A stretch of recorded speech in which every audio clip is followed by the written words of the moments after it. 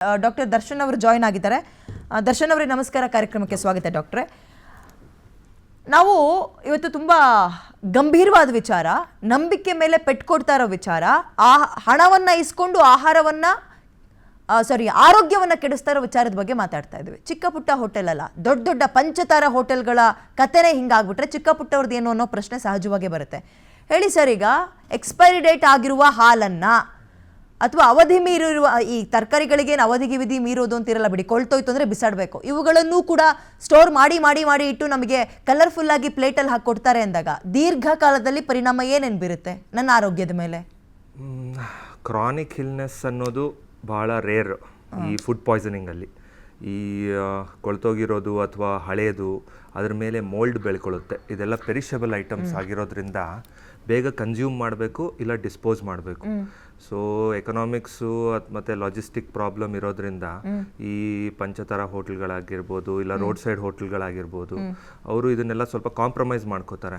ಇದರಿಂದ ನಮ್ಮ ಕನ್ಸ್ಯೂಮರ್ಸ್ ಮೇಲೆ, ಜನಗಳ ಮೇಲೆ, ಅದು ಮಕ್ಕಳಿರ್ಬೋದು, ಮಹಿಳೆಯರಿರ್ಬೋದು, ಎಲ್ಲರ ಮೇಲೂ ಪ್ರಭಾವ ಬೀಳುತ್ತೆ.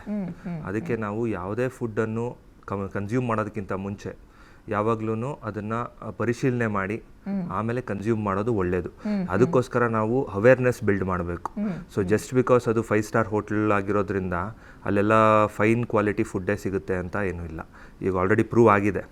ಸೊ ಅದಕ್ಕೆ ನಾವು ಅವ್ರದ್ದು ಅದು ಲೀಗಲ್ ಆಬ್ಲಿಗೇಷನ್ ಕೂಡ ಮತ್ತು ಮಾರಲ್ ಆಬ್ಲಿಗೇಷನ್ ಕೂಡ. ಅವ್ರು ತಗೊಳ್ಳೋ ದುಡ್ಡಿಗೆ ಅವರು ಕೊಡುವಂಥ ಸರ್ವಿಸೂ ಅದೇ ಥರನೇ ಇರಬೇಕು. ಸೊ ಇದನ್ನೆಲ್ಲ ಅವರು ಅರ್ಥ ಮಾಡಿಕೊಂಡ್ರೆ ನಮ್ಮ ಪಾಪ್ಯುಲೇಷನ್ಗೆ ಒಳ್ಳೆಯದು. ಸೊ ಈ ಪಾಪ್ಯುಲೇಷನ್ ಅವ್ರಿಗೆ ಏನಾದರೂ ಈ ಥರ ಅಟ್ಯಾಕ್ ಆದಾಗ, ಇದು ಅಕ್ಯೂಟ್ ಇಲ್ನೆಸ್. ಒಂದೊಂದು ಸಲ ಏನಾಗುತ್ತೆ, ಒಂದು ಕ್ರಾನಿಕ್ ಇಲ್ನೆಸ್ ಇದೆ, ಗಿಲಿಯನ್ ಬಾರಿ ಸಿಂಡ್ರೋಮ್ ಅಂತ.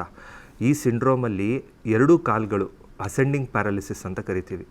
ಸೊ ಇದು ಆಗೋ ಸಾಧ್ಯತೆ ಇದೆ. ಇದೊಂದು ಸ್ವಲ್ಪ ಕ್ರಾನಿಕ್ ಪ್ರಾಬ್ಲಮ್.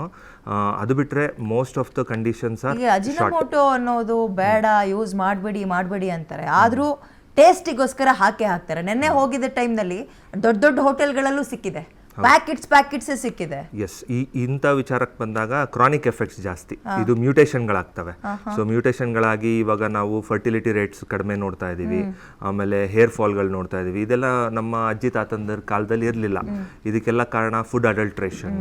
ಸೊ ಫುಡ್ನ ಇನ್ನೂ ಅಟ್ರಾಕ್ಟಿವ್ ಮಾಡೋದಕ್ಕೋಸ್ಕರ ಹೋಟೆಲ್ ಅವರು ಅಥವಾ ಸೆಲ್ಲರ್ಸು ಇದನ್ನು ಮಾಡೇ ಮಾಡ್ತಾರೆ. ಇದು ಕೂಡ ಎಕನಾಮಿಕ್ಸೇನೆ.